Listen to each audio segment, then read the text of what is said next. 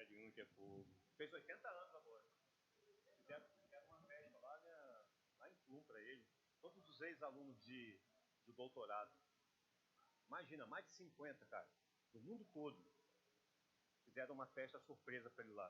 O pessoal fez o planejamento 6 meses antes. Ligaram para todos os alunos que já foram doutorandos dele, no mundo inteiro. Aí, tipo, metade aceitou e era segredo absoluto. Ninguém poderia falar nada. Aí um dia ele apareceu lá em Plum, ele é aposentado, né? Aí quando ele abriu a porta, coitado, morreu.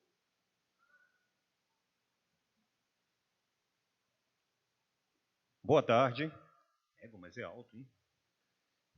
A gente está com um pequeno problema aqui a primeira apresentadora saiu para almoçar e sumiu. Então a gente não sabe aonde ela se encontra. Então nós vamos fazer uma inversão de pauta aqui. Então, primeiramente, boa tarde a todos. Para a mesa redonda, biodiversidade da Amazônia e os projetos ecológicos de longa duração. Projetos ecológicos de longa duração é uma iniciativa do CNPq. Pode desligar esse. É para filmagem, né? Então tá. São projetos de pesquisas apoiado pelo governo federal, através de um dos seus órgãos de fomento, que é o CNPq, e cujo objetivo é fazer monitoramento de processos físicos e biológicos e sociais em longo prazo. Por isso que chama PELD. Existem 50 PELDs na Amazônia e vocês aqui vão ouvir experiências de 4 deles da Amazônia, 3 na Amazônia. Bem que o BEUR, ele é duplo, né? É Amazônia e Cerrado. E um do Pantanal e 2 da Amazônia propriamente dita. Então, a Carol é do PEL de Pantanal, DARP Pantanal. O objetivo, manutenção de estudos de monitoramento público de inundação, da biodiversidade associada ao conhecimento e processos de vulnerabilidade climática. Não vou ler tudo isso aqui não, mas o título da apresentação dela será Dinâmica do Pulso de Inundação no Sistema Ecológico e Sociocultural do Rio Paraguai, no Mato Grosso. Depois, então a doutora Carolina. Depois é o PEL de Transição, que estuda vegetação, balanço de carbono, na transição, como eu falei, Amazônia-Cerrado. Isso aqui está com uma pilha muito fraca, então não adianta passar. Avalia os impactos de mudanças climáticas do fogo, desmatamento na floresta e realiza o primeiro trabalho de mapeamento na transição e desenvolve problemas sociais. Hoje, vocês vão ouvir um termo que é muito frequente em função de mudança climática, que é o ponto de não retorno da Amazônia, né? Até que ponto a Amazônia consegue ser perturbada em termos de mudança climática e até que ponto quem participou dos mini cursos que eu dei nos 2 dias, a gente falava de resiliência, que é aquela capacidade de um sistema voltar ao seu estado mais próximo do original depois do impacto. A Amazônia está sofrendo com isso. Quem vai falar é o BENUR, da Universidade do Estado do Mato Grosso. Opa! Mas não é esse BENUR aqui não. É esse aqui. Depois é o RED, é a Rede Amazônia Sustentável, que ninguém dentro da rede PELD conhece, a gente só conhece como RAS. Eu falo, Rede Amazônia Sustentável, nego, que PELD é esse? Então a gente conhece como sigla. Compreender os impactos causados por diferentes distúrbios climáticos, por exemplo, uma seca extrema, antrópicos, incêndios florestais, extração de madeira, na biodiversidade, funcionamento de floresta da Amazônia e a trajetória de recuperação dessas florestas ao longo do tempo, ou seja, a capacidade de resiliência dela. O título é o Josh, que vai apresentar, ele é da Universidade de Lancaster, Como ele não sabe falar português, ele vai apresentar em inglês, tá? É brincadeira, o Jorge, ele mora no Brasil há muito tempo, ele fala português melhor que a gente. E, finalmente, eu. É o PEL de FNC, que é Floresta Nacional de Cachoanã. Vocês veem que é bem pequenininho, né? Que é avaliar o impacto da redução hídrica induzida artificialmente nos processos abióticos e bióticos em uma floresta ombrófila densa. O título da apresentação: os impactos da redução hídrica nas populações de plantas, animais e fungos na Amazônia. Sou eu, Leandro Vale Ferreira, do Museu Paraense Emílio Guildes. Como a professora Carolina não chegou, então nós vamos passar a palavra para o professor Dr. Benhur.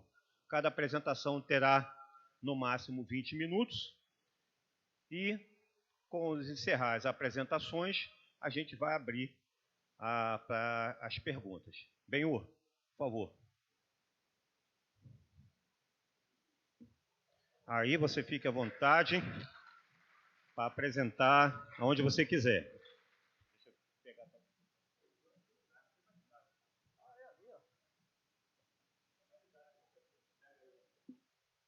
Já está a tua apresentação. E aí, gente, não vai montar nenhum. Falou que você...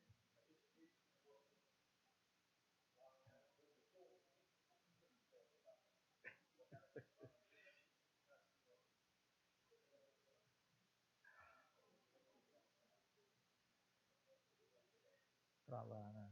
Tá.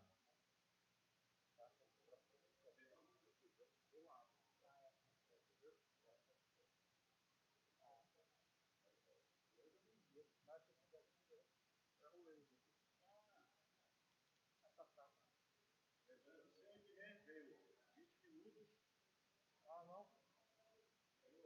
Aí não vai pegar por causa do delay. Vai pegar, vai ficar.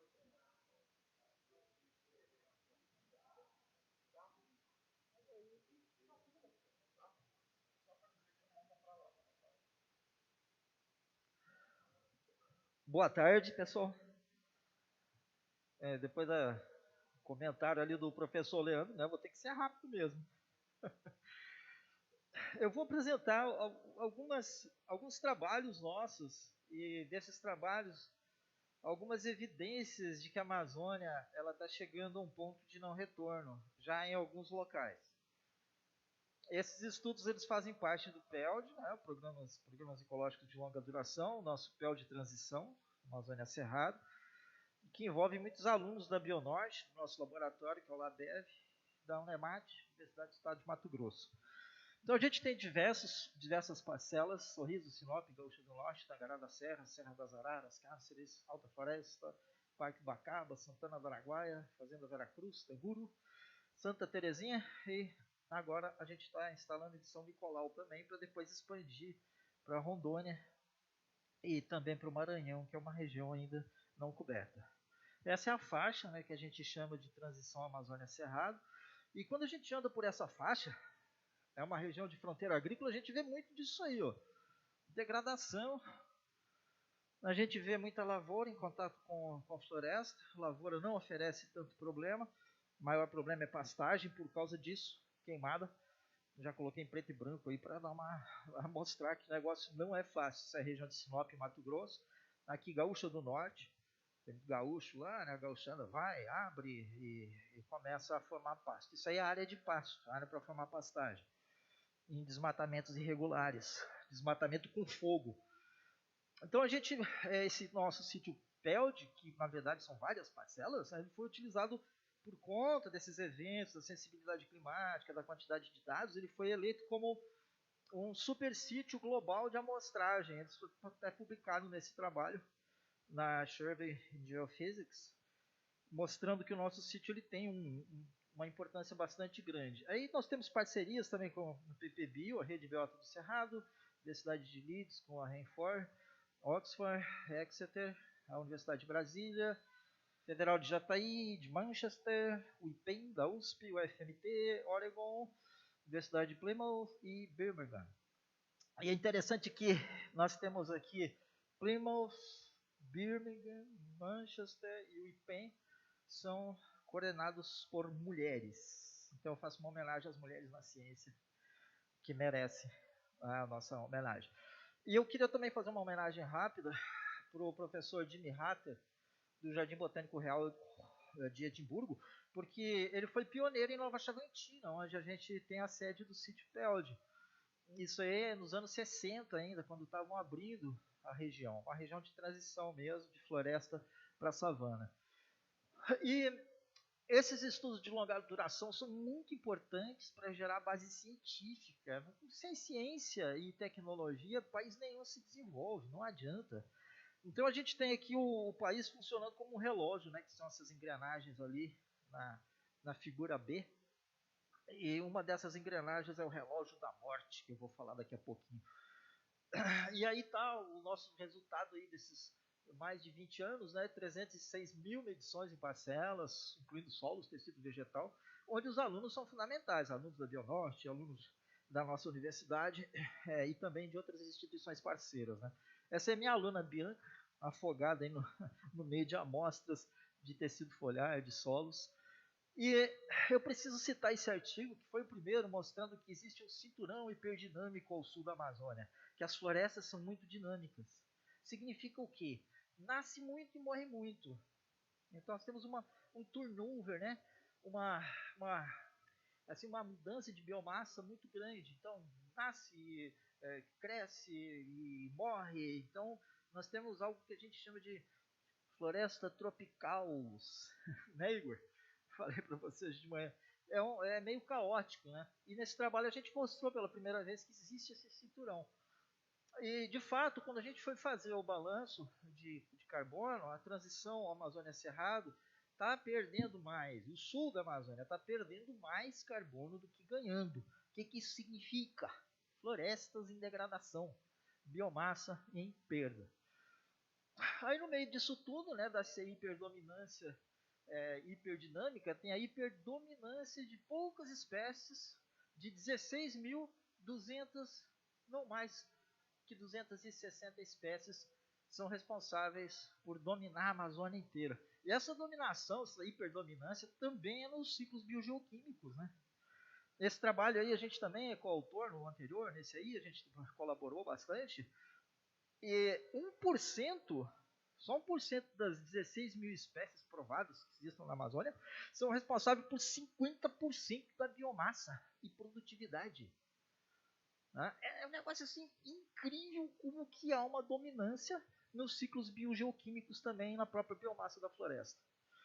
Aqui a gente fez uma série de artigos também mostrando o funcionamento, né, de ecossistema da transição. Esse é um artigo onde a gente mostra que tem hiperdinâmica em ciclagem de nutrientes, né, que se essa hiperdinâmica for quebrada, a gente vai ter problema de nutrição da floresta e, consequentemente, degradação da floresta.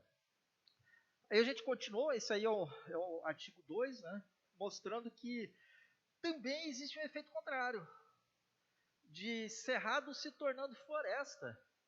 Um efeito histórico, aí lá de 10 mil anos para cá, que se intensificou a partir de 5 mil anos do passado até o presente. Mas esse processo também ele não acontece como acontecia há 40 ou 50 anos atrás. Ele está simplesmente se perdendo, esse processo, e está acontecendo o contrário.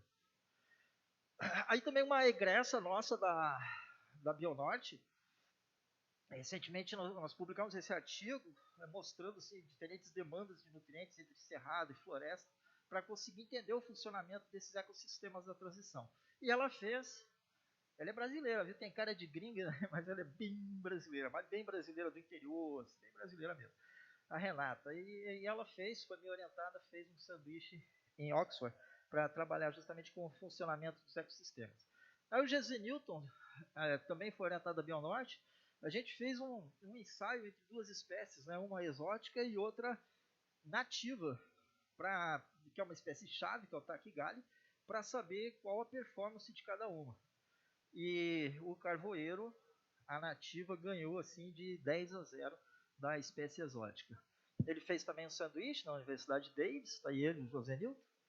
Ele é lá de Mato Grosso, de Barra do Garças. E mostramos também um efeito em campo do avanço do cerrado aliás, um avanço da floresta sobre o cerrado, que é um processo que está sendo interrompido agora pelo avanço da fronteira agrícola. Na biodiversidade, a gente também fez vários levantamentos mostrando diferentes vegetações. Isso aí é um levantamento das Inpucas. A gente mostrou também florestas de terra preta, a diferença das florestas de terra preta para as demais florestas. Um artigo do Edmar, também foi orientado meu da Bionorte, que fez um doutorado sanduíche com a Universidade de Exeter, com os colaboradores nossos. Está aí o Edmar analisando aí a terra preta, né? São ilhas de fertilidade, você encontra os fragmentos de cerâmica que comprovam que os índios, né, produziram essa terra preta. Árvores muito altas, muito mais biomassa, aí a altura das árvores. E isso rendeu alguns artigos também, né, mostrando a ação dos índios, né, antes da chegada dos europeus aqui na América do Sul. Eles já produziam muitas terras pretas e ocupavam assim, uma região enorme da transição Amazônia-Cerrado, com várias tribos, uma população que pode ter chegado a 1 milhão de habitantes, mudando um pouco a face da Amazônia. E aqui também, esse é um artigo maior, né, a gente colaborou mostrando que os índios, no passado, né, os indígenas, eles colaboraram também muito em toda a Amazônia com a formação da flora amazônica. Isso é muito interessante. Aqui, isso foi do Paulo Morandi, né, mostrando que os dois biomas, né, o Cerrado e a Amazônia, eles trocam espécies. Aqui, no caso, analisando o Cerrado, a gente identificou muitas espécies amazônicas. Então, a gente tem um sistema muito interessante na transição. Ele fez um doutorado sanduíche, ele é da Bionorte, também é egresso da Bionorte. Fez o doutorado sanduíche em Leeds. Investigamos cerrados rupestres, que é sobre afloramentos rochosos, florestas de galeria, caatingas do Araguaia. Está vendo esse cactus aí? A árvore do lado é a Comífora leptofleus, uma espécie da caatinga nordestina. É muito interessante. É uma paleoduna aqui. Isso aqui é uma antiga duna que foi tomada por essa vegetação de caatinga. Tá aí ela, ó. Isso aqui já é outro caso. Essas partes brancas aí parece até garimpo, né? Uma coisa degradada, mas não. Isso são salinas. Tem uma estrada passando ali no meio. Até parece uma pista de pouso, né? Uma estrada. São áreas sazonalmente inundadas que formam essas florestas de carnaúba, né? São florestas de palmeiras, muito bonito, muito interessante.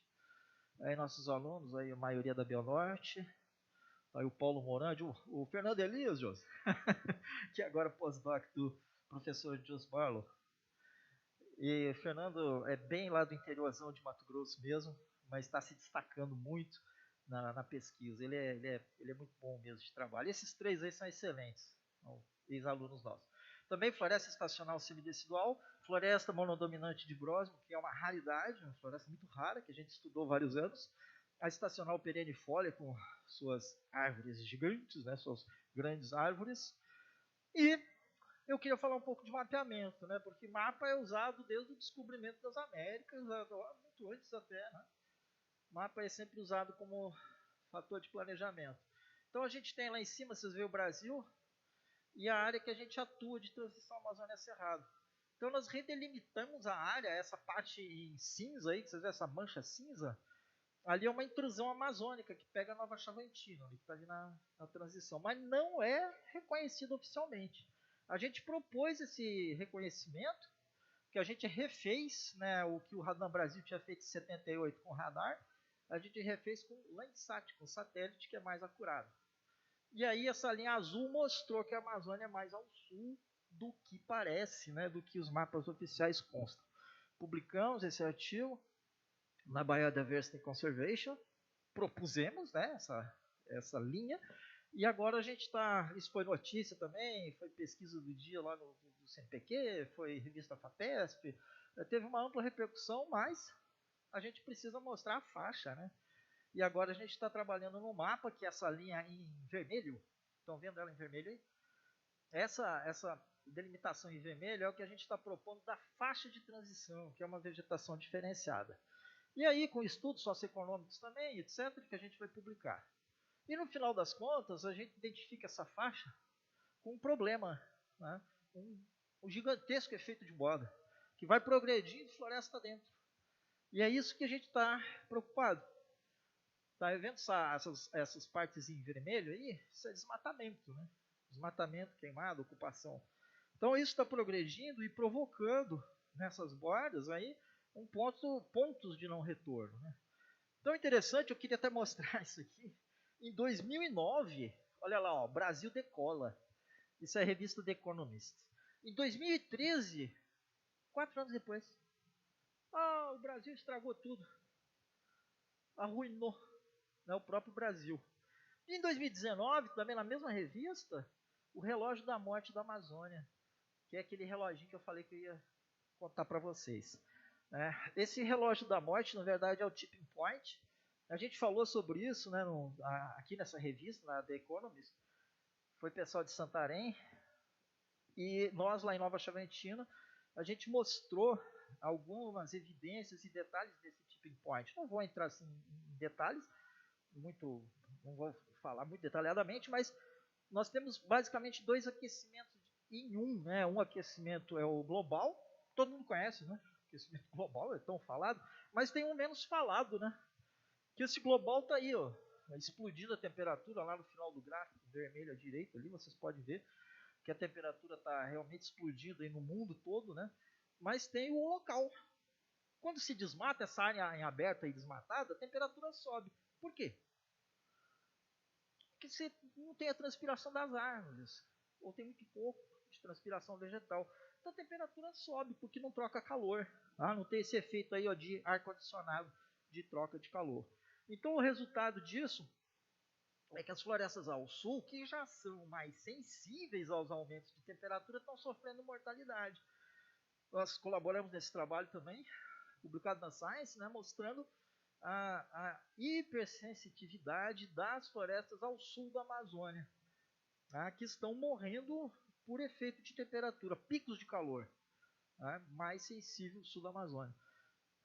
E o importante, né, da gente relembrar, vocês já devem saber sobre isso, né, que sai mais água, né, pelo ar do que pelo rio Amazonas, toda a bacia de drenagem do Amazonas.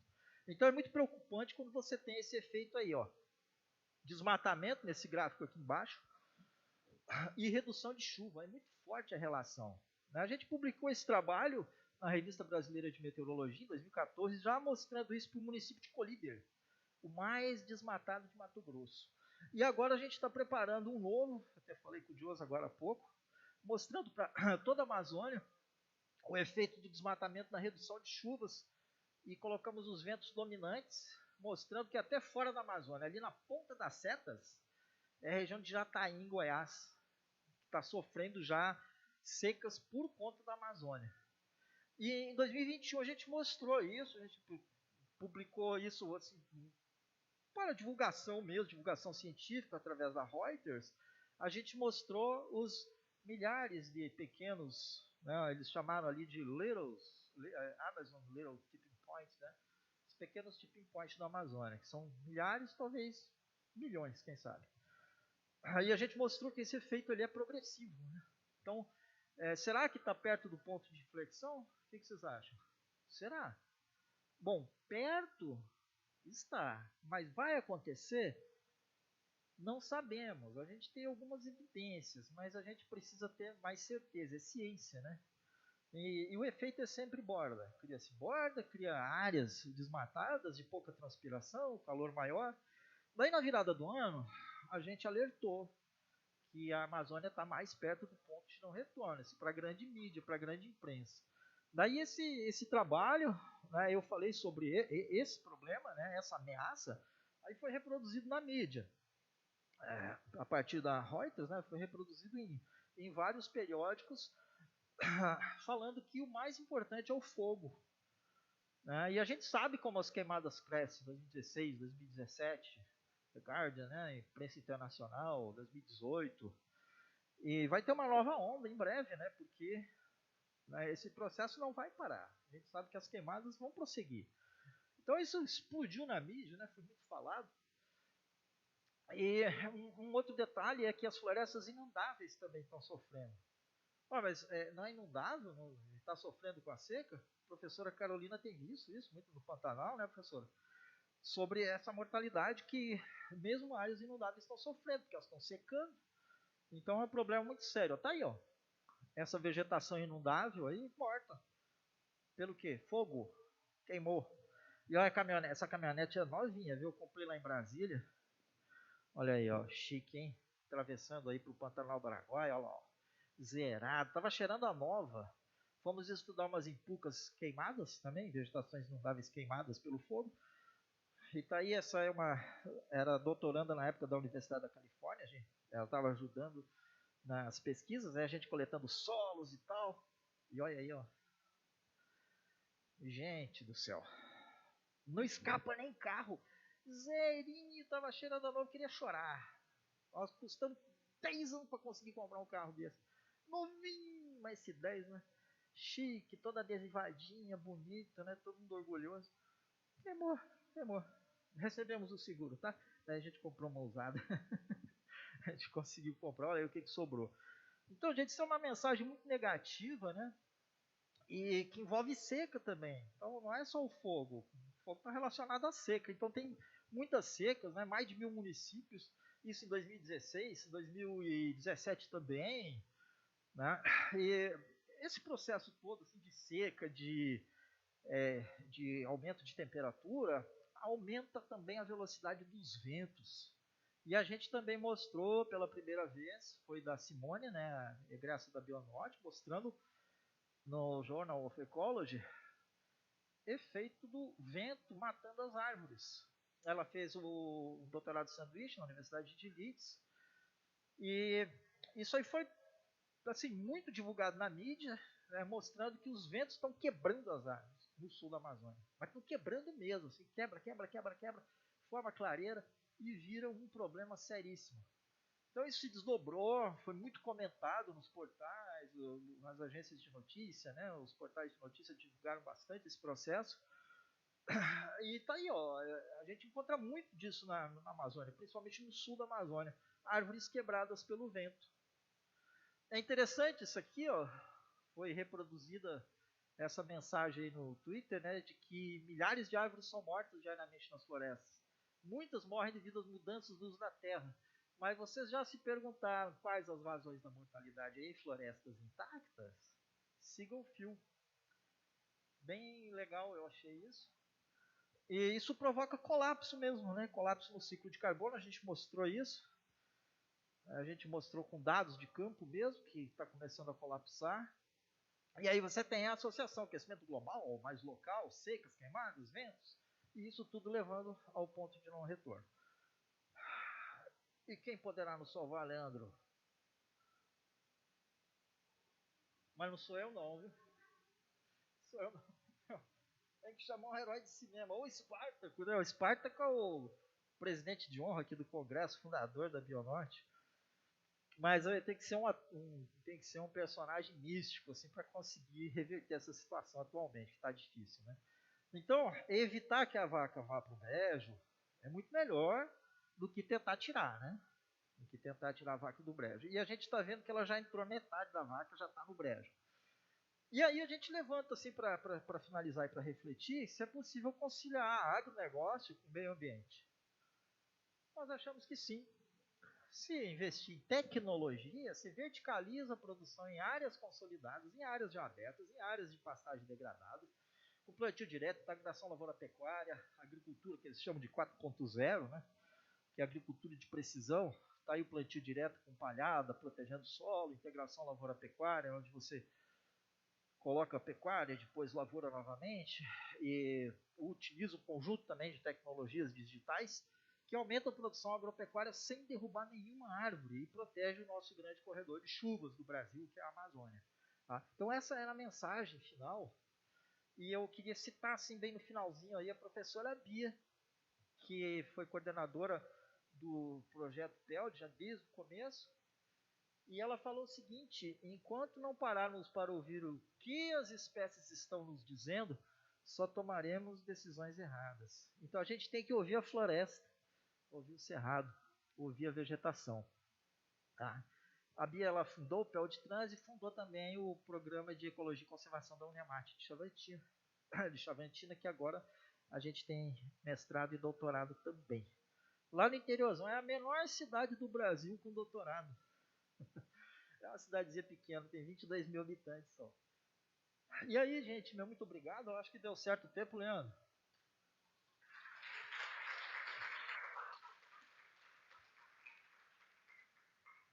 Tinham mais de 100 slides, mas eles foram bem corridos. Assim.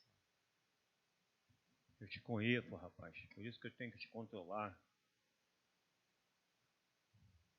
Então, como a gente falou, né?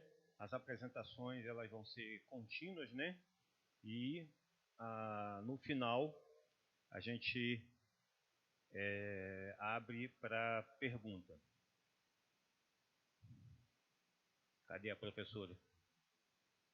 Está ali. Só quer apresentar agora ou quer ser a última? Hã?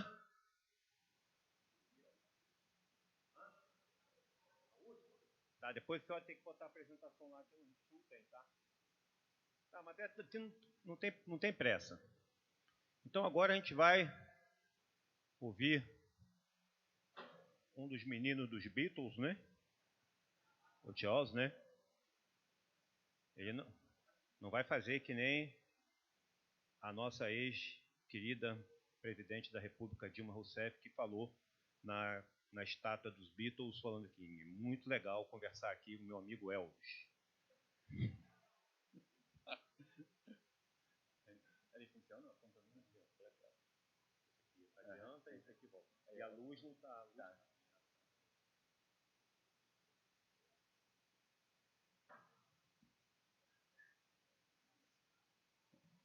Não sou nada dos Beatles, eu não sei nem cantar. Mas estou aqui para compartilhar com vocês um pouco de nossa pesquisa do Pé de Rás sobre a degradação florestal na região do Pará. Eu estou aqui porque a coordenadora da Rás, a Joyce Ferreira, não poderia estar aqui, então estou apresentando no lugar dela. Aponta para onde?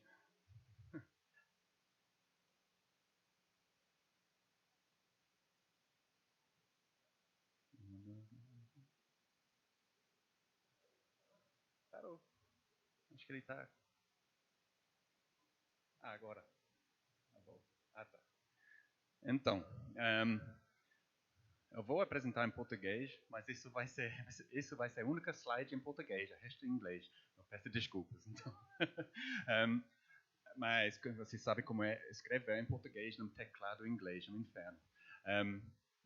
Mas o que é o Pé de Rás? O Pé de Rás tem vários lugares de estudo no Pará. Começou em Santarém e Paragominas, nos municípios, em 2010, como estudo de longo prazo. E depois foi ampliada para as regiões de Bragança e Marabá, Parapebas. O que está unindo esses lugares bem distintos é nosso objetivo de instalar plots para entender árvores, outras, a fauna, tudo mais, em regiões que são dentro e fora de áreas protegidas. Nosso objetivo é entender paisagens antropizadas, a realidade da Amazônia, não apenas as florestas intactas. Então, as áreas de pesquisa englobam florestas primárias intactas, perturbadas, florestas secundárias, e tem parte que eu não vou falar hoje sobre igarapés. Eu vou falar três coisas, três momentos de pesquisa, os resultados deles. O primeiro é por que degradação pode ser tão importante como desmatamento para a biodiversidade. A segunda é o que são as consequências de fogos na floresta em paisagens modificadas por humanos e por que árvores morrem ao longo de tempo. E a terceira é porque mudanças climáticas podem estar afetando a capacidade de florestas para regenerar, recuperar, focando em florestas secundárias da Bragança. Então, a primeira pergunta é sobre a degradação florestal. Esse é um trabalho que aconteceu em 2010 nas regiões de Santarém e Paragominas, é o começo da rede, e com muito trabalho, 2 anos de campo, envolvendo muita gente. A gente estava focando em degradação, por quê? Porque a gente sabe que, em termos mundiais, tem muitos estudos mostrando que degradação florestal está cada vez mais comum. Em verdade, a maioria das florestas tropicais, hoje em dia, estão degradadas de alguma maneira. É difícil até achar uma floresta considerada intacto, mesmo dentro de reservas, às vezes. Enquanto tem muitos estudos olhando impacto, por exemplo, de corte seletivo, de um fogo, efeito de borda, fragmentação. Quando você vai para uma paisagem real, tudo isso acontece junto. É que é importante saber o que é o efeito de degradação em termos gerais, quando tudo está sobrepondo nos outros. Isso foi nosso objetivo nesse estudo, impacto sobre a biodiversidade. Então aqui a gente está capturando perturbações no nível da paisagem, efeito de borda, efeito de área, tudo mais, e também aquelas perturbações que acontecem dentro da floresta que não dependem da paisagem necessariamente, corte seletivo, caça e fogo também. A gente mostrou para esse estudo 175 plots em floresta primária distribuído nessas duas regiões de Paragominas ou a parte de Santarém, Belterra. E nosso objetivo, o nosso desenho foi fazer uma amostragem proporcional. Então, aqui, não funciona, mas eu vou pular aqui. Então aqui, por exemplo, quando uma bacia, são microbacias, tinha 100% de floresta, os 10 plots caíram 100% na floresta, obviamente. Mas depois disso, elas foram proporcionais. Até com uma bacia aqui com 10% de floresta, tinha um plot só na área de floresta. Isso é importante para nossa análise depois. Aí o estudo focava em árvores, aves e besouros. Para estimar o valor de conservação de cada plot, a gente somava a riqueza, tirou a média da riqueza dos plots na floresta e depois multiplicava para a área de floresta primária que tinha naquela bacia. Porque isso é basicamente uma medida que é muito próximo de população total de espécies da floresta. Isso a gente quer uma medida que considerava a qualidade da floresta e também a área de floresta que tinha em cada bacia. Porque quando você faz isso, você pode criar uma linha de esperada. Então é cobertura florestal de 0 até 100. Eu sei que você está vendo apenas cadeiras, mas aqui é valor de conservação de 0 até 1, o máximo. E com essa linha esperada, a gente pode comparar isso com a linha de verdade dos resultados. Se as bacias estão embaixo dessa linha esperada de biodiversidade, essa redução do valor de conservação das florestas primárias pode ser atribuído para a degradação, além de a perda de floresta, que está tudo nesse triângulo em cima. E os resultados foram isso, que basicamente em todos os plots caíram embaixo da linha, e a área embaixo pode ser considerado esse déficit do valor de conservação. Aí é grande. Por exemplo, nessas paisagens aqui, perderam 17% da cobertura da floresta nessa situação, mas em total, eles perderam 42% do valor de conservação. Então, eles perderam mais pela degradação das florestas remanescentes do que a perda em si da floresta. Então, isso que é atribuído para as queimadas, para efeito de borda, para a fragmentação, tudo mais. E os resultados foram consistentes nas duas regiões, e nos 4 grupos que a gente mostrou, árvores grandes, pequenas, besouros e aves. Então, isso deu um pouco de apoio para nossos resultados. E isso é um exemplo de um estudo mais recente, mostra claramente a importância de considerar a degradação.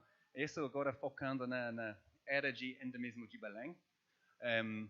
é a área de endemismo que é mais desmatada de todas as áreas de endemismo da Amazônia. Mas, mesmo assim, tem 77% de cobertura florestal, se você não considera o tipo de floresta. Pode ser considerado um caso positivo. Mas quando você começa a sobrepor a degradação daquela floresta com fogo, um corte seletivo, um efeito de borda, aí você começa a dizer as espécies não podem tirar as áreas pequenas que são isoladas, onde espécies como jacamim, o mutum endêmico, não podem morar. Você pode ver que as espécies sensíveis para a degradação só vai persistir em menos que 5% dessa área. Então, mesmo com 67% da floresta, perdeu 95% do habitat. E por isso, essas espécies são criticamente ameaçadas. E só existe nas últimas reservas aqui. Bom, a segunda parte, eu vou focar, é uma continuação, ótimo, dos trabalhos lá do PELD que Ben apresentou, sobre as consequências de fogo na floresta.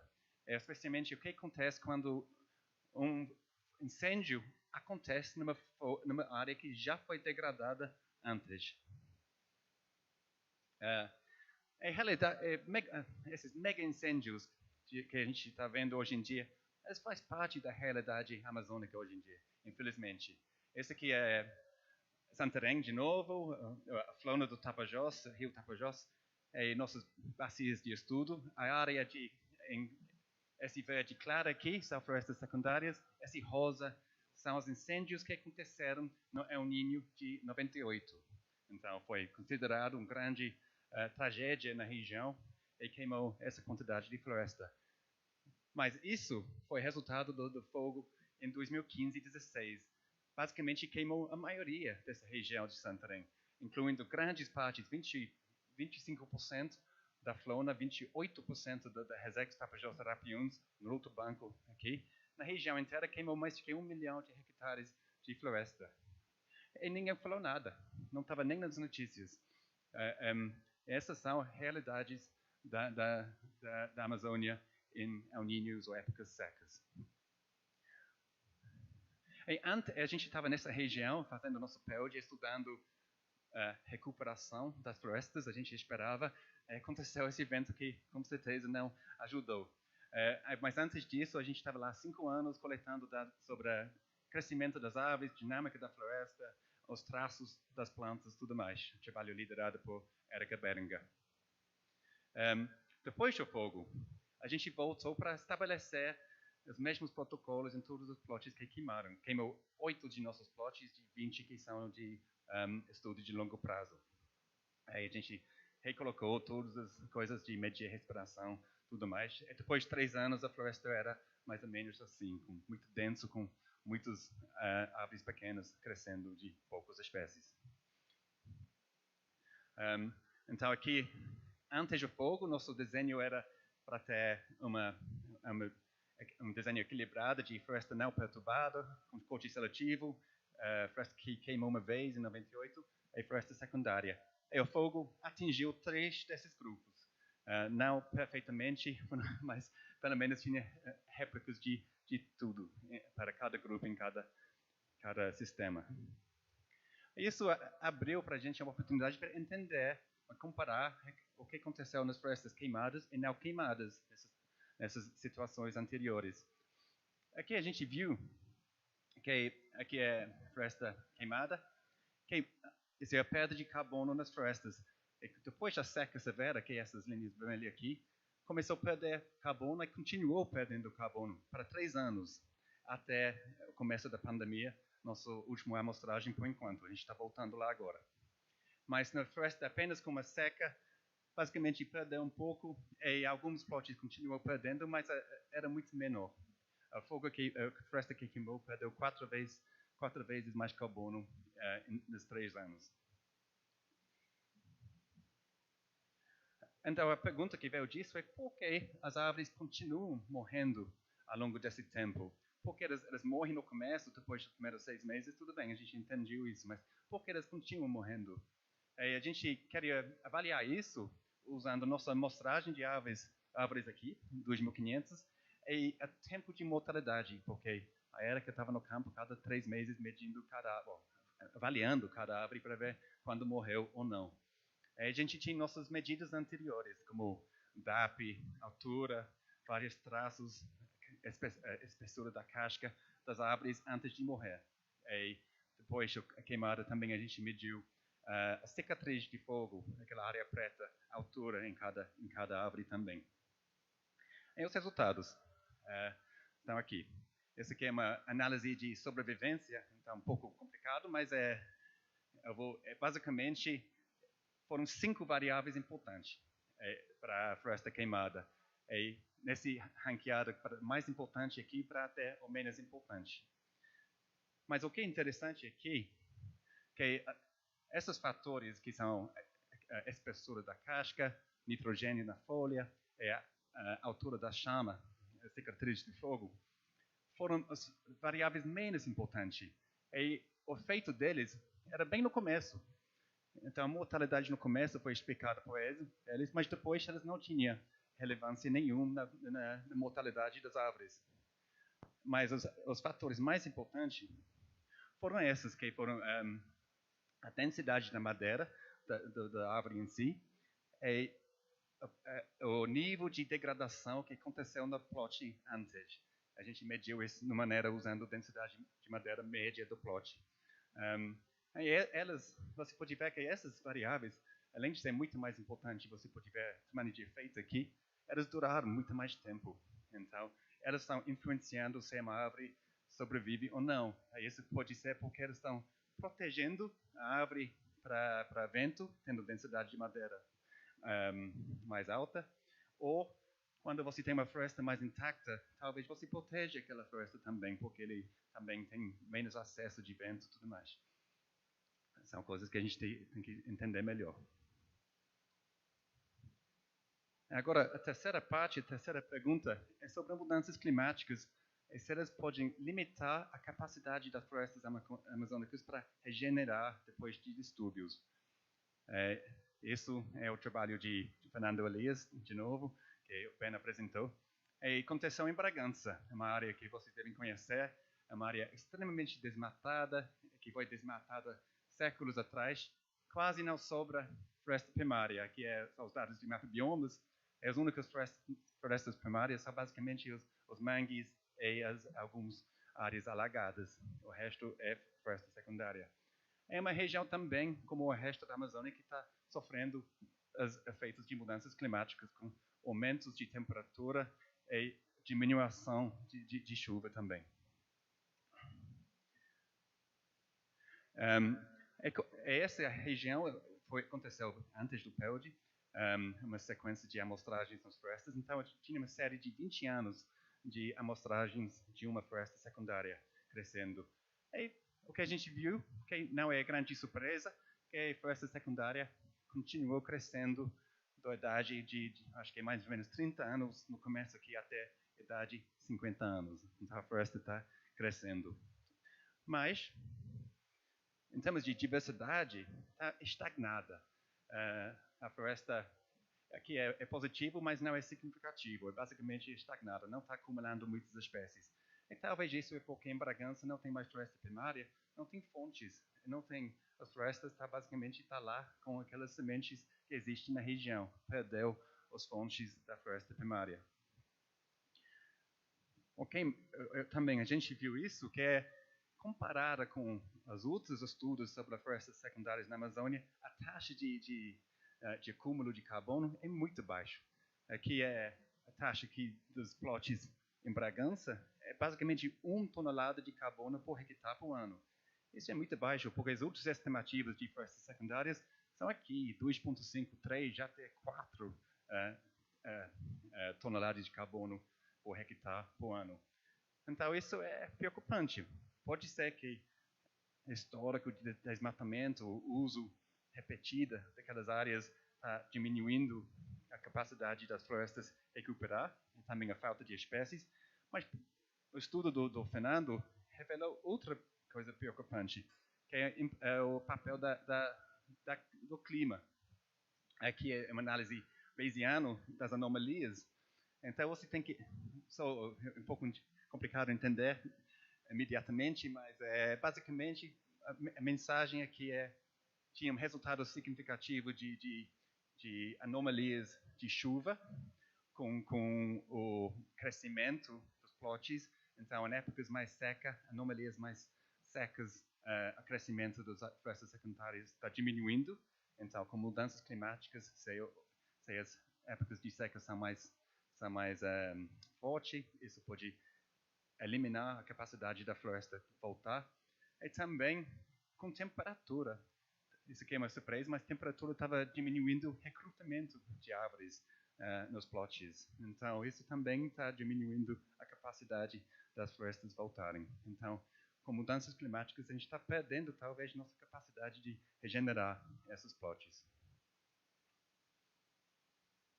Então, para concluir, o primeiro ponto é que, da primeira parte, a mensagem, eu acho que a degradação pode ser tão importante como o desmatamento para a biodiversidade. E enquanto algumas coisas de degradação acontecem junto com o desmatamento, efeito de borda, fragmentação, etc., alguns deles são distintos, como corte seletivo, fogo, etc. Então, alguns deles precisam de intervenções diferentes, que não existe na lei, e não, tem que ser implementado também na realidade. Que queimadas causam uma perda de longo prazo desses estoques de carbono na floresta. Não é o que acontece no primeiro ano. As árvores continuam morrendo, as árvores grandes morrem depois. E, criticamente, distúrbio anterior amplia o efeito disso. Então, a probabilidade de uma árvore morrer é maior quando está dentro de um plot que já sofreu distúrbios anteriores. Então, a gente, quando acontece corte seletivo, queimadas, tudo mais, estamos basicamente tirando a resiliência da floresta, a resistência da floresta também. A última parte aqui é que o crescimento, o recrutamento das florestas secundárias é sensível para mudanças climáticas, e isso merece mais estudo. Ok. E só quero dizer, voltar para português rapidamente e falar muito obrigado.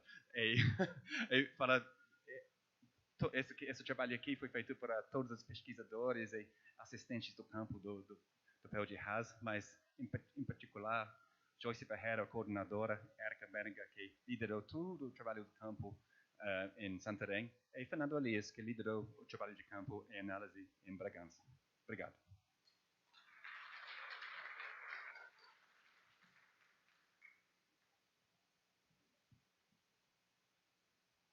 Obrigado, Jorge.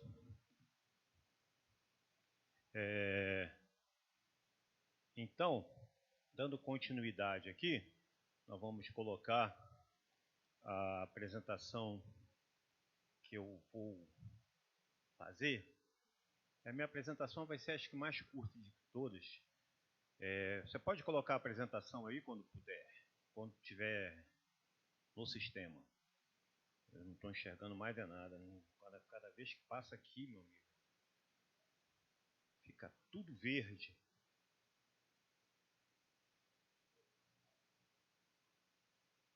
Pronto. Então, eu vou falar rapidinho sobre a síntese do PELD, Floresta Nacional de Cachoanã. Tem todos esses parceiros aí, nacionais, internacionais, alguns. Tem até uns extraterrestres aí, mas eu não vou citar quem é, não. Pode passar. Ah, sou eu que passo. Tá. Então, a gente fica falando em mudança climática, a gente fica falando em El Niño, a gente fica falando em redução hídrica, mas o que aconteceria efetivamente se realmente a gente reduzisse a chuva na Amazônia? Ou seja, se ela ficasse constante, essa chuva fosse continuamente ou permanentemente reduzida. Quais os impactos dessa redução hídrica na biota? A gente, ao contrário do Joyce, esse é o único em inglês. Então a gente fica com essa brincadeira aí, né? Em azul, a mudança climática ela não é real. Tem gente que não acredita. Aí vai no vermelhinho ali, a mudança climática é real. Mas eu não estou convencido que isso é causado por ser humano. Aí, quando chega ali mais no vermelhinho, ops, mas aí não dá mais tempo. Fomos todo pro brejo. Então, a situação, para fazer isso, a gente montou um projeto de simulação, que é o que chama Projeto Seca Floresta, é o Secaflor. Está localizado na Estação Científica Ferreira Pena, é um PELD desde 2010, ele é coordenado pelo João Ataíde, vulgo Johnny Boy, o Lola, o Antônio Carlos, o Patrick May e Oxford e eu. Essa é a localização geográfica, né? Aquela área grande lá é a Floresta Nacional de Cachoanã, que fica entre a Baía de Cachoanã e o Rio Xingu. Naquela área cinza ali é a Estação Científica Ferreira Pena, é um comodato que o Museu Paraense Emílio Guild, que é a instituição que eu represento, tem dentro dessa unidade de conservação que é administrada pelo Instituto Chico Mendes. E aquele pontinho vermelho lá é a área do projeto. Como é que foi construído esse projeto? Então, em 2002, iniciou esse projeto para fazer um monitoramento do impacto dessa redução hídrica artificial na biota e também nos processos físicos. Uma coisa muito simples. Você tem duas parcelas de 1 hectare, de 100 por 100 metros. Uma controle e uma experimental. Nessa parcela de experimental, a gente botou um grande telhado, formado por 6.000 painéis plásticos, que reduz 50% da precipitação que cai na parcela. E os dados físicos e bióticos desse monitoramento, eles são coletados simultaneamente em ambas as áreas. Quem fez o curso de delineamento experimental, segunda e terça-feira, sabe exatamente do que eu estou falando. Para você comparar, você tem que ter monitoramento simultâneo. Vocês estão vendo, em A e B, é a parcela controle. É uma floresta ombrófila densa de terra baixa, que traduzindo é uma floresta de terra firme. Em C e D é a parcela experimental. A figura C é o telhado, vamos chamar assim, dos 6.000 painéis plásticos. A água, esse negocinho está sem luz, né? Mas aqui o telhado plástico, como tem uma calha, a água cai para cá, ela vai para uma trincheira e é colocada para fora do hectare.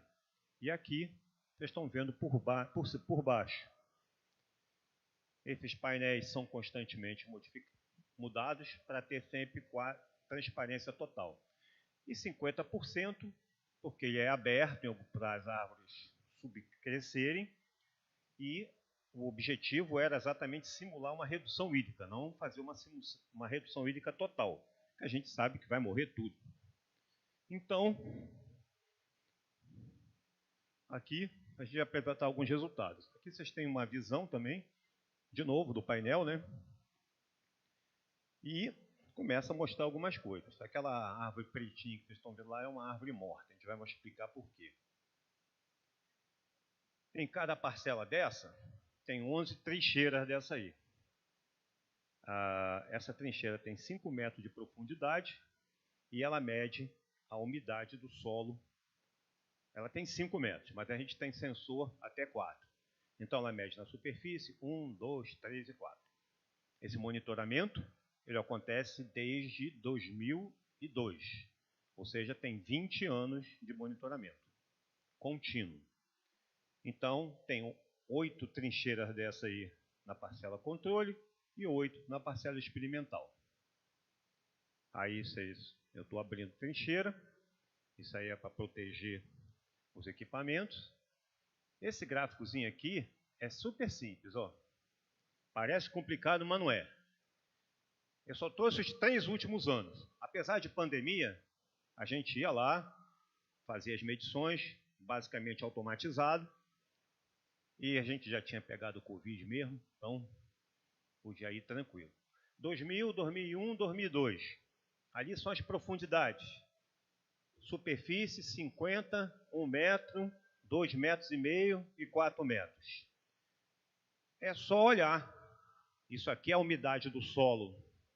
Vou botar só isso aqui, ó. Na parcela controle. E isso aqui é a umidade do solo na parcela experimental. Então, a umidade do solo, ela reduz drasticamente desde a superfície até 4 metros. Isso causa um impacto muito grande nas plantas.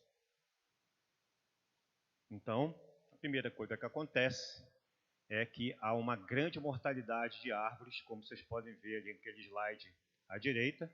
Ali já é a fase terminal, né, onde os cupins já estão fazendo serviço. A causa principal está associada à redução hídrica. Eu não vou falar aqui sobre a gente tem projetos que monitoram crescimento e medição de raízes. Tem raízes 1 até 4, 5 metros de profundidade atrás de água. Chega um momento que ela não consegue mais. E as árvores de maior diâmetro são as mais impactadas. E os cupins. Você tem o fluxo de seiva. Todo mundo trabalhou com botânica aqui, né? Tá com sono, rapaz? Tá feio, né, cara? Foi comer aquela lasanha, deu no que deu, né? Fluxo de seiva. Você sabe que você tem xilema e floema, né? Xilema transporta água e aí o floema transporta seiva elaborada. Então, uma redução do transporte de seiva elaborada. Transpiração também diminui, fotossíntese diminui, a quantidade de água que a planta pega diminui, ou seja, ela entra em colapso. A diminuição de água nos vasos do xilema acaba sendo preenchida por ar. Então, meu amigo, é embolia. Se eu pegar uma seringa com ar e injetar na tua veia, você vai morrer por causa de embolia pulmonar. E a mesma coisa acontece com as árvores. Isso que vocês estão vendo aí é uma imagem de uma ressonância de um tronco. Então, foi legal, né, que a gente foi fazer esse experimento aqui em Belém, né, lá na Praça Batista Campos, e aí o pessoal passava, a gente botava uma cinta na árvore assim, né, e aí, o que vocês estão fazendo aí? Estão fazendo uma ressonância na árvore. Eu falei, cara, eu nunca sabia nem que árvore engravidava. Aí eu falava, não, é um tipo de análise. A verdade é muito simples. Vocês estão vendo que tem as áreas escuras, aqueles pontinhos vermelhos ali, é um sensor. Aí a gente dá uma martelada no sensor. Aí uma onda sonora penetra dentro da árvore. E essa onda sonora, ela vai penetrando no tecido. Se aparecer algum oco, a velocidade do som muda. Ali vocês podem ver tudo preto. Então, na verdade, essa árvore não tem oco nenhum. Agora, Elecites pisones, a mesma espécie, com diâmetros equivalentes. Aquele é o diâmetro do tronco, ó, certinho. Esse negócio de tronco de árvore era muito certinho, isso aí não é. Quando você mede com detalhe, o tronco da árvore é mais ou menos assim. Agora, ali à direita, aquelas cores indicam oco. A árvore está ocada. O xilema, eles vão se deteriorando, a árvore vai ficando oca. No final do processo, é isso que vocês estão vendo aí, ó. Isso é a árvore. Ela está em pé, ela está colapsada, já não tem mais nada. Vamos dizer, o miolo foi todo comido pelos cupins. Isso aqui é a imagem do dossel por cima da parcela controle. Cadê o rapaz aí? Passa o primeiro filme, por favor. Agora vocês vão ver esse dossel.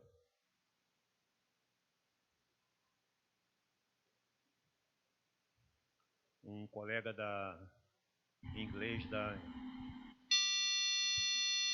mas não está passando aqui não. Isso aí é o apito do drone. Ou se for muito complicado, a gente vai continuar. C, parcela controle. Pode apertar, lá vai ele. Esse é o painel solar da torre. A gente está a 50 metros de altura. Lá vai. Olha o dossel como é que é. Copas heterogêneas, aquele papo de que a floresta é homogênea, assim, né? É só papo furado. Você vê que é todo heterogêneo. Aí o pessoal... Eu não, porque eu não subo num troço desse, não. Não tenho mais idade para isso. Pode parar. Aí é a torre. Beleza. Agora passa ao próximo filme, que depois a gente volta para a apresentação uma vez só. Não, pode passar. Agora é a imagem da parcela experimental. Olha a quantidade de buraco que tem aí. Ó. Dá para ver os painéis plásticos lá embaixo. Ó. Aquilo lá é tudo painel, lá em cima. A gente já lá é o nível do solo. Ó. Isso tudo que vocês estão vendo aí é abertura de clareira formada por árvore morta. Tudo isso branco aí é árvore morta. Porque elas sofrem esse estresse e elas morrem em pé. Pode voltar para a apresentação, por favor.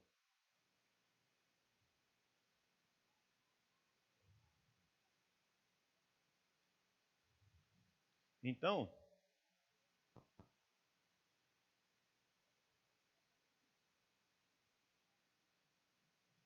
chegando lá. Então, dossel na parcela controle, pode... eu quero isso. E aí, o dossel da parcela experimental. Não precisa fazer conta nenhuma, né? É só olhar, muito mais aberto, cheio de aberturas, muita árvore morta. Isso é consequência da grande mortalidade. E isso tem um impacto muito grande. Vocês podem ver aqui, ó, a linha azul é a parcela controle e a linha vermelha, o ponto vermelho, é a parcela experimental. Aqui os anos, de 2002 até 2014. E aí vocês podem ver que a mortalidade ela é mais ou menos constante na parcela controle, como a gente era de esperar. Só que ela vai aumentando, isso é só perda de biomassa. Aí tá o quanto vai descendo, mais árvores vão morrendo, mais biomassa a floresta vai perdendo. E chega, ela dá de vez em quando uns picos, principalmente em 2012, 2014, que foi o efeito do El Niño.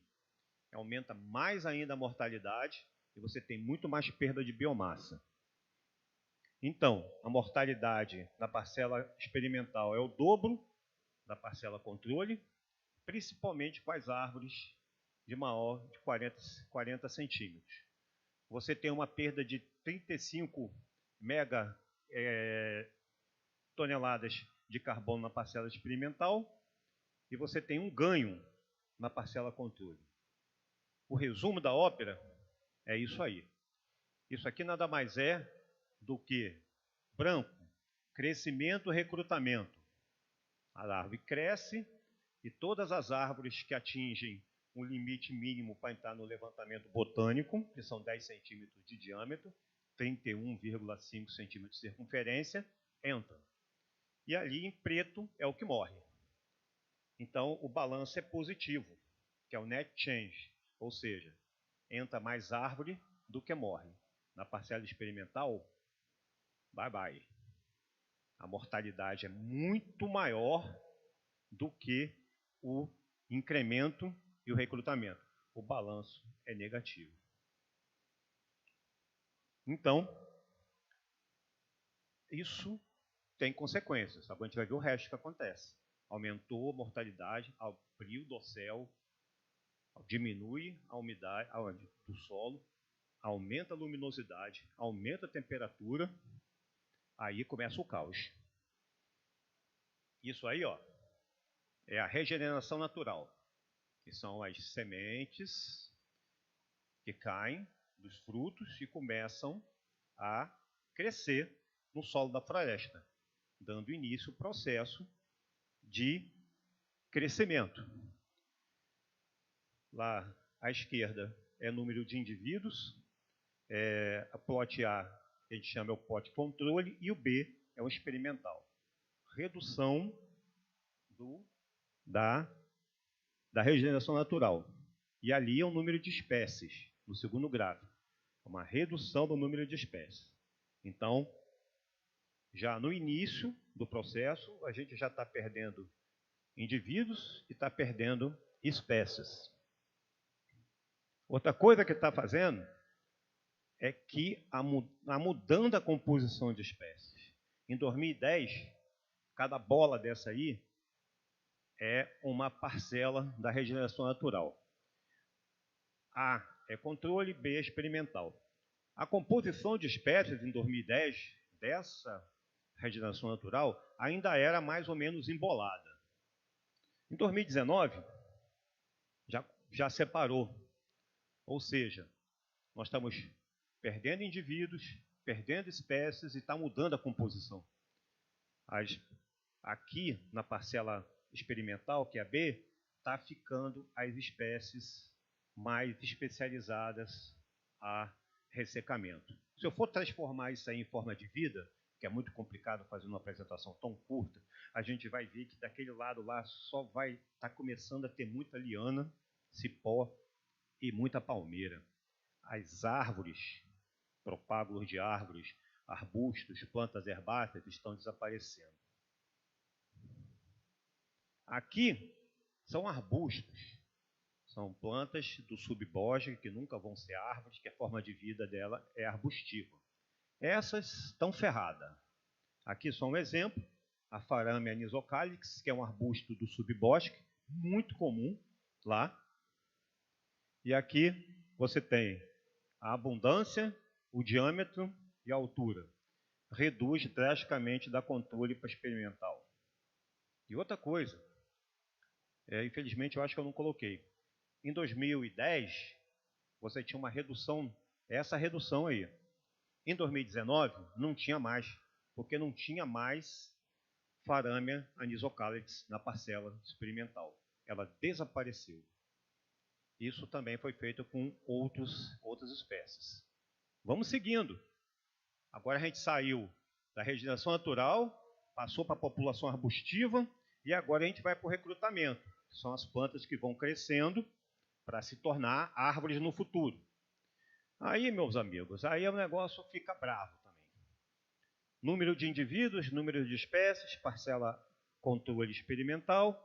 Ali N é o número de indivíduos, S é o número de espécies. Aqui, na parcela, você vê que há uma redução drástica. Na parcela controle, 277, na experimental, 151. Na parcela controle tinha 113 espécies, na experimental 80. Então, nós estamos perdendo indivíduos, nós estamos perdendo espécies do recrutamento. Mas é pior ainda. Porque isso aqui é uma análise de similaridade. O que A e B são as parcelas, e todas essas bolinhas aí, bola preta e a parcela controle, são as parcelas, e a vermelha é a parcela experimental. Isso foi em 2001, quando começou o projeto. Em 2019. Separou tudo. O recrutamento agora é basicamente na B de espécies que são altamente tolerantes ao ressecamento, a diminuição da umidade do solo, aumento de temperatura e maior luminosidade. Então, está virando outra coisa. Está virando outro tipo de vegetação. Aí, mas teve um grupo que se deu bem. Foram as lianas. Botanicamente, liana, cipó e trepadeira é tudo a mesma coisa, viu? Número de indivíduos aumentou na parcela, e ao contrário, ó, na parcela experimental AB, o número de indivíduos de liana aumenta 37%. A área basal dos indivíduos, que pode ser um equivalente à biomassa, aumenta quase 3 vezes. Então, esse grupo está dominando, tanto na regeneração natural, como foi feito por uma tese de doutorado de uma aluna, como nas plantas estabelecidas, que foi feito pela mestrado de outro aluno. E a composição também está mudando. A B, em vermelho, são lianas que são altamente tolerantes ao ressecamento. Porque tem lianas que não gostam de muita umidade, pouca umidade, então elas vão para A. Resumindo, modelos climáticos predizem que pode ocorrer nas próximas décadas, isso é tudo do IPCC, uma substituição abrupta e irreversível de áreas de floresta tropical úmida, se for reduzida a quantidade de chuva que se cai na Amazônia, por uma vegetação mais aberta, mais seca, com menor biomassa e menor abundância e riqueza de espécies. Isso aí foi colocado num artigo que, infelizmente, o termo foi traduzido errado, que era savanization, e foi que o pessoal traduziu para a Amazônia vai virar uma savana. Savana é um tipo de vegetação que aqui é fisionomia de cerrado. Não tem nada a ver com isso.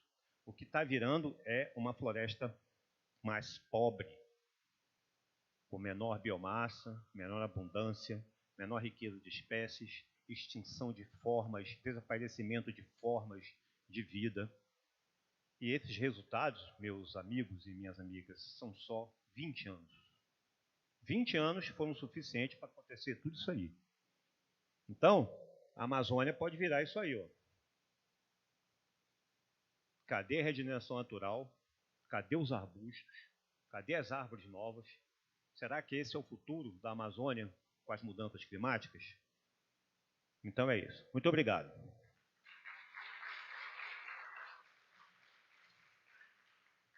Então vamos agora para a última apresentação da professora Carolina. Ela vai falar do ambiente muito mais bonito, né? Que é o Pantanal, né? Ainda mais todo mundo aqui interessado por causa da novela, né? Olha aí, ó, tá aqui a Juma aqui, ó.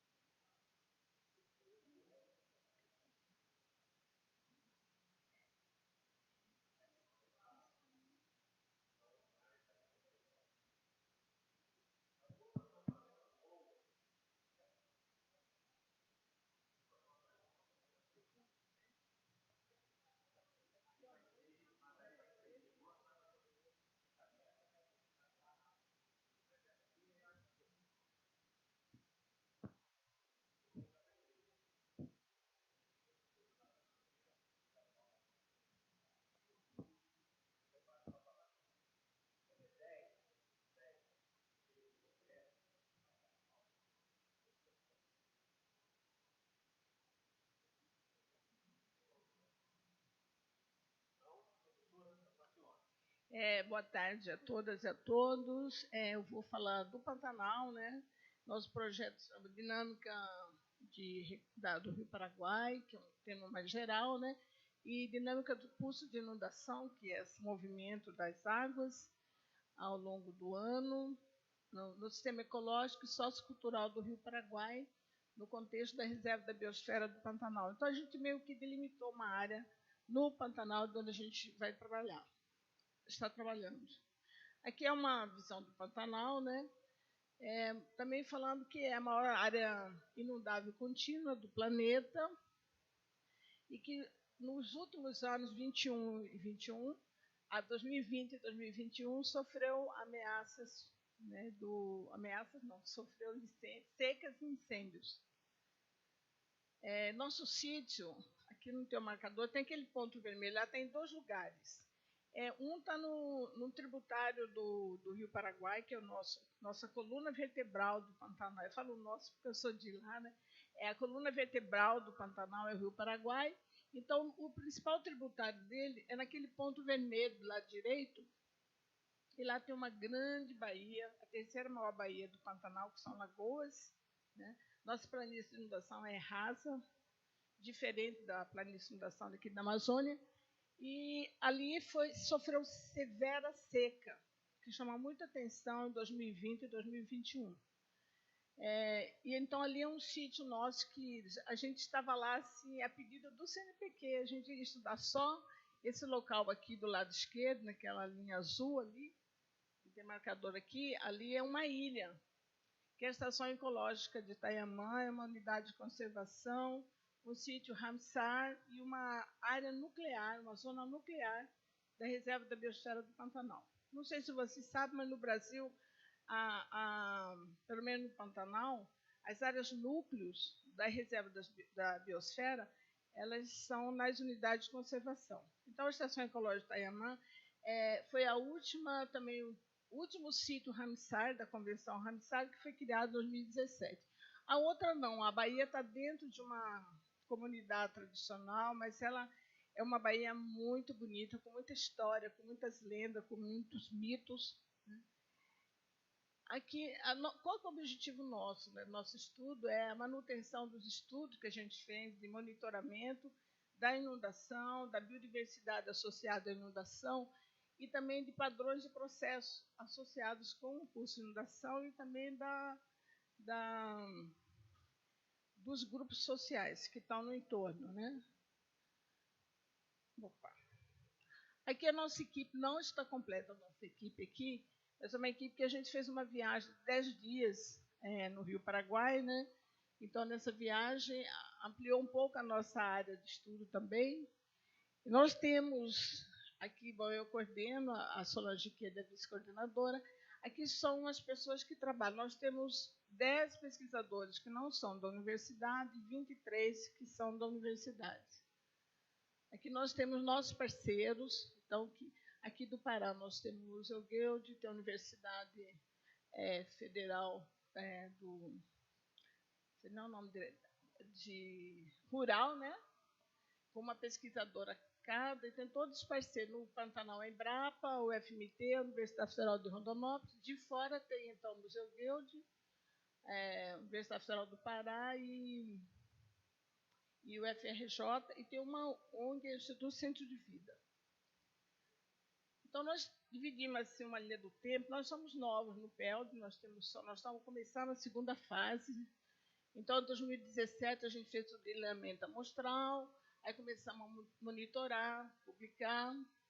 2021, 2022, 2020 a gente meio que deu uma estacionada, porque a gente não pôde entrar na unidade de conservação por causa dos incêndios florestais, e a mesma coisa em 2021. Então, nossa pesquisa está atrasada dentro da linha do tempo do CNPq. E agora, assim, no nosso plano, nós temos agora, em 2021-2022, uma ampliação da área de estudo e também do grupo de pessoas que estão envolvidas na pesquisa. Então, a nossa estratégia aqui, a gente separou em alguns passos. Né? A gente tentou fazer uma apresentação mais didática, esperando encontrar jovens, assim, né, para entender. Então, a gente começou a monitorar os padrões de processos, a identificação desses padrões, e no passo 3 que nós estamos agora, essa integração dos grupos e das áreas de pesquisa. Essa área de pesquisa que nós temos, esse sítio que está dentro da Lagoa, na Bahia, ele está mais adiantado, mas é o primeiro momento, assim, como PELD. Essa área foi pedida para ser incluída porque na década de 90 ela foi muito estudada. Então, é como se, para comparar com aquele passado de estudo que já aconteceu no Pantanal, nessa Bahia, num projeto que estava associado com os alemães. Então, nós estamos aí nesse terceiro passo, mas também nos outros passos do estudo. O que nós estamos fazendo? Nós temos pesquisas que estão associadas à ecologia da paisagem, quando nós estamos olhando os incêndios que nós chamamos de incêndio da biodiversidade no Pantanal, quando nós estamos olhando também os macrohabitats que foram mais ou menos afetados pelos incêndios, e também quando nós estamos olhando a variabilidade climática, que para nós está associada com a Amazônia, né? Então nós temos que pensar numa escala uma área maior. Né? Aí nós estamos também, que temas que nós estamos estudando, né? Estamos caracterizando áreas, né? Principalmente em relação, no caso da paisagem, esses macrohabitats, um pouco diferente, né? Pegando uma classificação de áreas úmidas, que o foco dessa classificação proposta por Jung em 2014, de focar um pouco nos macrohabitats, porque alguns macrohabitats, por exemplo, respondem de forma diferente aos incêndios. Então, à seca extrema também e aos incêndios também. Temos um estudo em limnologia, uma área que nós estamos estudando, né? Aí estamos estudando essa variação espaço-temporal das variáveis liminológicas, os grupos de águas perifíticas e alguma alteração por mercúrio, metilação de águas perifíticas, né? E agora mais associada aos incêndios da biodiversidade que teve efeito no ambiente aquático. As macrófitas aquáticas, nós temos análise, nós estamos assim, trabalhando agora muito em termos de lacunas, usando medidas bibliométricas, sensiométricas, para ver o que já foi feito no Pantanal, né? Então, nós temos com as plantas aquáticas, com as aves também, com vários outros grupos. Então, a estrutura, e o que está respondendo assim, melhor, vou falar mais na frente, como as macrófitas aquáticas estão identificando, né, essa variabilidade climática.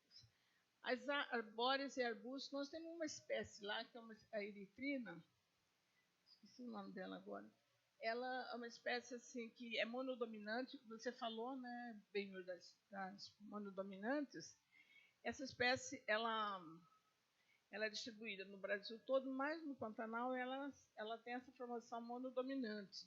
E na Estação Ecológica de Itaiamã, ela ocupa grande extensão e foi uma dos macros habitats que existem lá. Nós já identificamos 7 macrohabitats na escala da paisagem, e a que mais foi afetada pelos incêndios de arbóreas, né, de floresta, foi essa monodominante. O que nós estamos com uma hipótese de que o que os incêndios estão fazendo no Pantanal? Nós estamos vendo assim, que no recrutamento da floresta, as espécies estão sendo recrutadas somente 1 ou 2 espécies. No início dos incêndios, nós medimos, então aparecia que umas 5 ou 6 espécies, e agora as que estão se mantendo no sistema enquanto recrutamento, somente 1 espécie. Então, pode ser que também que essa monodominância que é frequente no Pantanal tenha alguma relação com os incêndios passados, né, os secos passados, incêndios pretéritos que aconteceram, né, além da própria caracterização do sistema que exige mais adaptação à inundação. Essa planta ela é uma planta de ambiente seco, né, e está lá no Pantanal e ela vem sofrendo. Nós temos também estudos genéticos, né, associados principalmente com essa espécie. E da avifauna também análise de lacunas. Aves, nós fizemos alguma descoberta. Na parte social e econômica, né, nós estamos trabalhando principalmente com os pescadores, ou dentro das comunidades tradicionais, ou em ambientes urbanos, nas colônias de pesca. E também nós estamos trabalhando dentro dos comitês, Conselho da Reserva da Biosfera, dentro do Conselho de Pesca, analisando o Conselho de Pesca e comitês de bacia. Também, então, valoração ambiental nós estamos fazendo, biologia e governança, que a gente faz uma análise dentro dos comitês e dentro dos conselhos. Nossos resultados, nós vamos fazer bem rápido sobre isso, né? O que a gente já está sabendo em relação à falta de chuva, né? O Pantanal depende da Amazônia para ser Pantanal. A primeira coisa é essa, né? A gente existe, o Pantanal existe porque existe a Amazônia, né? E até bom que de ser a Amazônia legal, Mato Grosso, porque aí foi uma coisa que foi feita politicamente, do ponto de vista geopolítico, e agora tem uma repercussão ecológica. O fato de nós sermos uma Amazônia legal.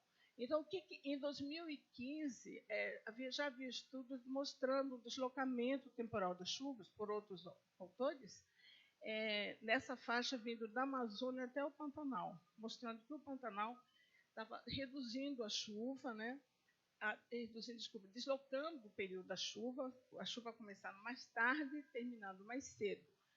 E agora nós fizemos esse estudo e mostramos assim que o período chuvoso no Pantanal ele diminuiu 13%. Né?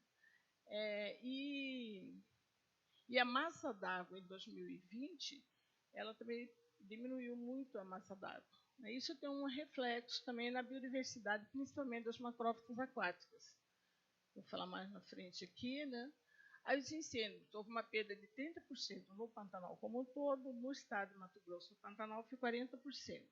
A nossa unidade de conservação, que é um do nosso sítio, nós perdemos 33%. Né, e exatamente onde estão essas populações da monodominante, que chama Bobrão. Aqui também é outro dado também de perda das queimadas, dos incêndios, e que esses incêndios afetando os macrohabitats de forma diferente. Né? Então, lá a gente tem o dado, por exemplo, a formação florestal, 37% foi perdida, mas a formação das áreas alagáveis também foi perdida, com 23%. Então, teve uma variação. E, às vezes, a gente, vou falar a verdade para vocês, viu, gente? A gente compete com o Mato Grosso do Sul. Se eu falar em vocês que não tem, a gente compete. Até por incêndios. Então, a gente estava numa dessas competições, né? Nós falamos que Mato Grosso, o Pantanal, é mais conservado. Né? Aí, assim, eu sou a defensora do Mato Grosso. Né? E aí o pessoal falou assim, não, lá queimou mais e também tem mais hidrelétrico. Eu falei, gente, hidrelétrico existe porque existe geomorfologia que favorece isso. Queimam mais porque tem mais biodiversidade, mais biomassa. Ou seja, é mais conservado, né? É só para fazer graça para vocês, mas é real. Bom, então aqui, na unidade de conservação, a gente já identificou, então, quase 75 espécies de algas perifíticas, 200 de fitoplâncton, de aves, 278, macrófitas aquáticas, metade do que tem no Pantanal, a gente tem lá na estação. As árvores têm menos, né? Menos espécies. Aqui nós temos, então, toda essa diversidade. Aqui já tem uma relação intensa com o curso de inundação. Se vocês perceberem, as algas que são mais frequentes, elas que são do grupo das diatomáceas, elas têm uma variação temporal bem forte, né? Em relação a maior ou menor quantidade de água. A gente vê na cheia tem mais. Então, além da diversidade de grupos, nós temos também maior quantidade no período da cheia. Né? Aqui são as macrófitas aquáticas. Então, como é uma planície de inundação rasa, é esperado que tenha muitas plantas herbáceas anfíbias. Né? Só que, nas áreas que nós estudamos em 2008, uma orientada minha fez doutorado no Rio Paraguai, a dominância, nos pontos que ela estudou, era de plantas de macrófitas aquáticas, tipo, verdadeiramente aquáticas, de herbáceas livres, submersas. Essa classificação aí é uma classificação da professora Maria Tereza Piedade, né?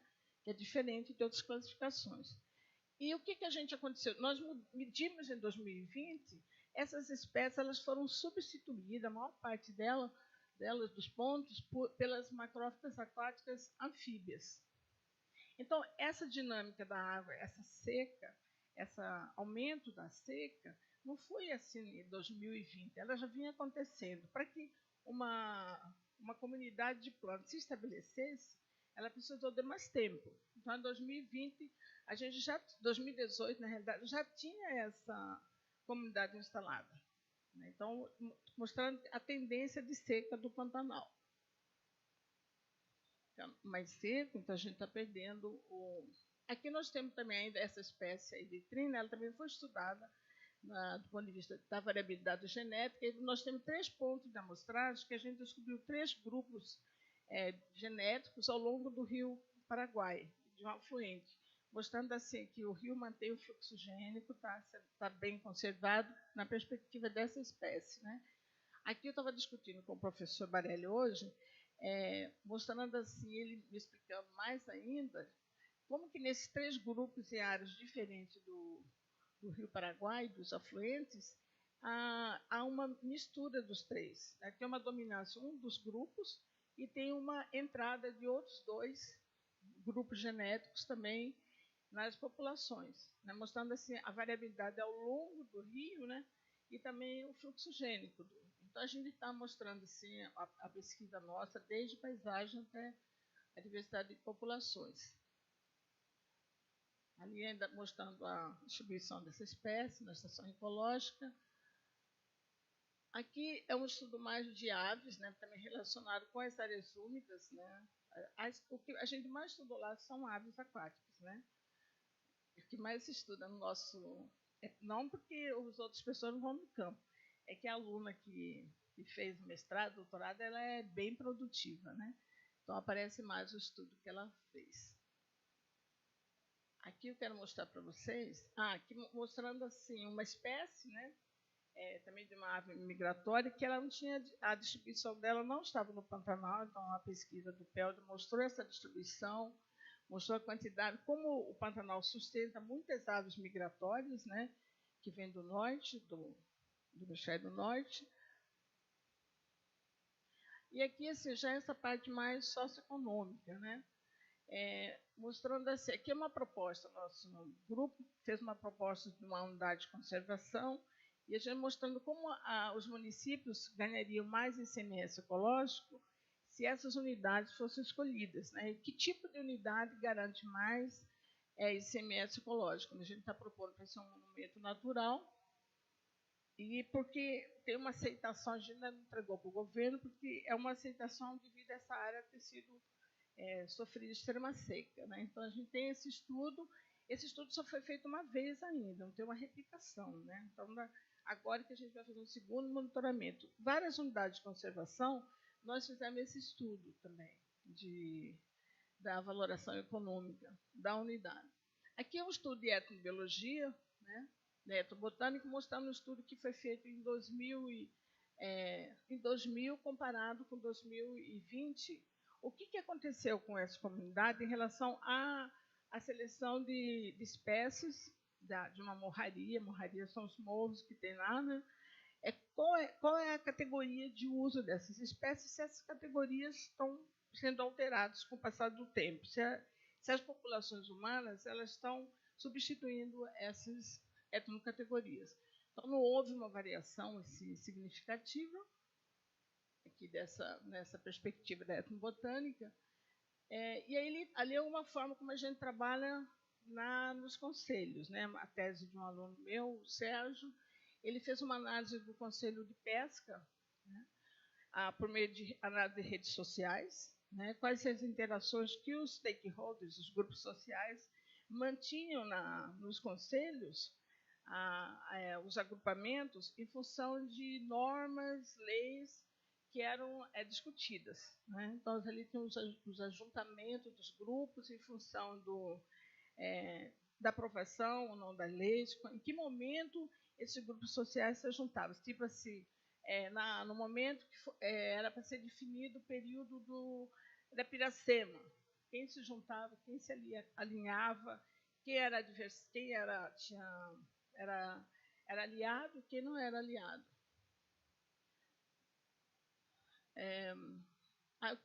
Como que está a nossa produção, né? A gente tem uma produção com artigos, né, mas nós temos notas técnicas, além das teses, dissertação e capítulo de livro, mas nossa produção maior é com artigos. E a divulgação científica, que o CNPq, nesse momento, desde 2018, o CNPq está trabalhando muito na divulgação científica dos projetos, né? Então, a gente fez vários seminários, como aquele ali da seca, e fizemos também... tem um projeto que chama PELDCOM, que é um PELD ligado à comunicação, que é coordenado pela Universidade Federal de João Pessoa. Então, esse grupo, a cada momento, por exemplo, Dia Internacional das Mulheres, divulgação de quais mulheres, como está a pesquisa das mulheres no PELD, né? Dia das Mães, como que as mães do PELD se articulam. Então, e é colocado no Instagram, no Facebook, então, todo esse momento que a gente tem. Aqui é que eu falei para você na questão da governança, né? No Pantanal, nós estamos estudando o Estatuto do Pantanal, e nós participamos intensamente, nós participamos do Conselho da Reserva da Biosfera, nós participamos do Conselho de Pesca e dos comitês de bacia. Então, os resultados do projeto, do PELD, eles são intercambiados com a sociedade nesses comitês, nesses conselhos. Bom, a nossa perspectiva desses esforços, né, de que nossos dados, cada vez mais, eles sejam realmente envolvidos pela sociedade que nos financia, né? E nós estamos, assim, profundamente envolvidos nas nossas questões. E essa base científica que é produzida, ainda que pequena, que tem vários grupos estudando, né? No Pantanal tem 2 PELDs, tem um que está no Mato Grosso, que está numa zona legal, e outro no Mato Grosso do Sul, com foco em incêndios. Então, nós esperamos, assim, nosso foco é a conservação da biodiversidade e a conservação da água. Então, vou falar para vocês como que nós estamos, assim, o fato da gente estar produzindo ciência e também estar envolvido com a sociedade, porque o Pantanal é muito mais ocupado atualmente do que a floresta amazônica, né? As pessoas estão todas ali, mais de 90% da terra é privada, né? Então a gente tem que negociar com as pessoas, né? Então, aqui, quando a gente vê esse financiamento que a gente tem, por ali o FUNBio está financiando um projeto nosso, derivado do PEL, um projeto de restauração.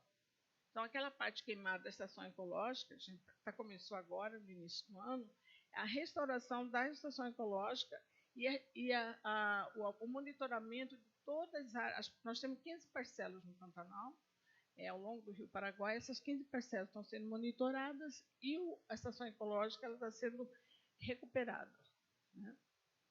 Aqui também a OAB, né? A OAB também nos financiou, né? Um valor maior do que a Fundação para a Pesquisa, pelo nosso envolvimento de ciência no período dos incêndios, né, do Pantanal. Nós fomos colocados à disposição da universidade para trabalhar junto com a OAB para discutir os incêndios, ficar meio à disposição lá do governo do Estado para pressionar o governo em relação às posturas, em relação às queimadas, né? Então, esse envolvimento nosso é fruto também desse intercâmbio com o nosso PELD. Bom, é isso. Grata, tá, pessoal? Estou disponível, conforme o nosso coordenador falou, Leandro, professor do Leandro, para discutir quando ele achar apropriado. Grata.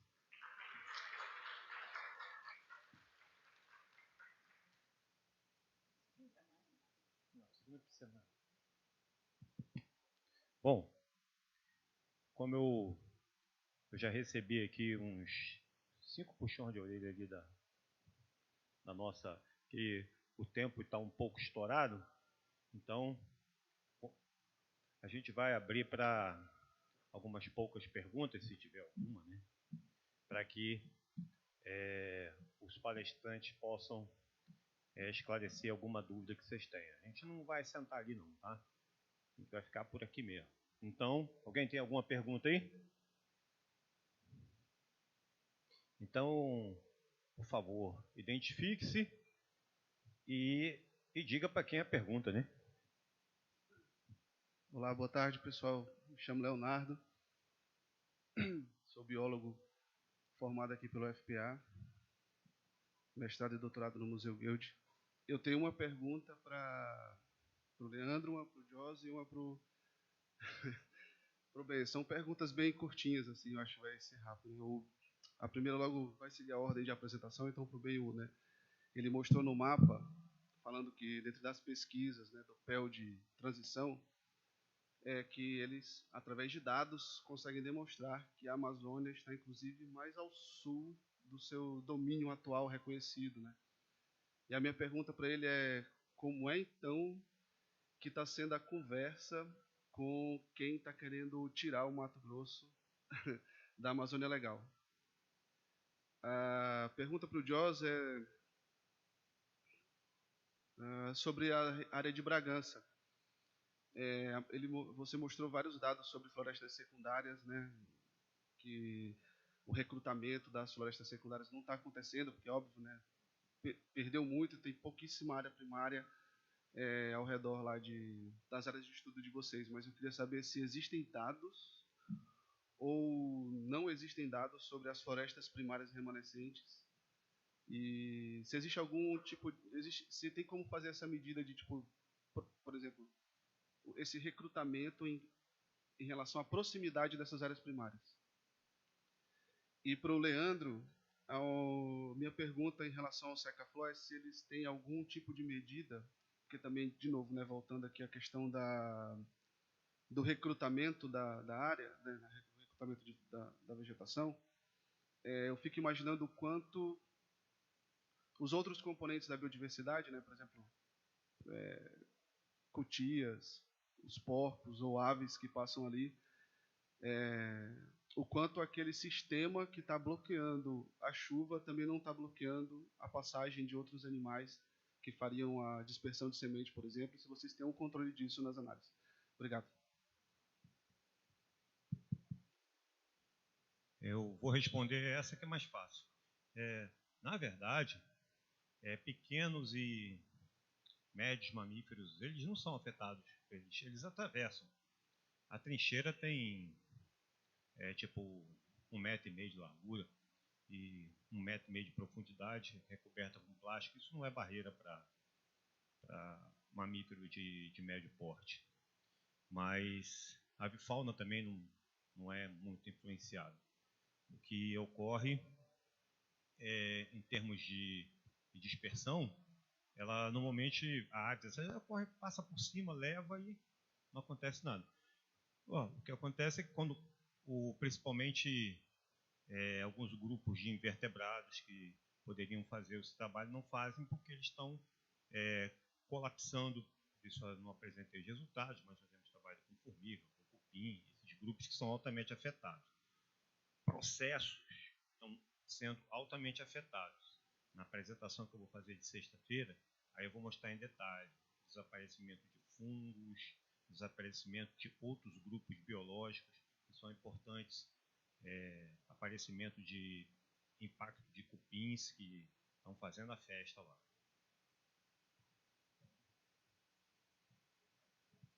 Muito boa pergunta, obrigado. Uma pergunta bem política, né? Totalmente política. Realmente tem esse movimento dentro da Assembleia Legislativa do Estado de Mato Grosso para tirar o Estado da Amazônia legal. Olha, eles podem até tirar o Estado da Amazônia legal, mas eles não tiram a Amazônia do Estado de Mato Grosso. É uma questão natural, ela está lá, né? E mais ao sul ainda do que a gente pensa, pelo menos os seus domínios, né? Nós nos manifestamos sim na imprensa diversas vezes e nos manifestamos lá na base.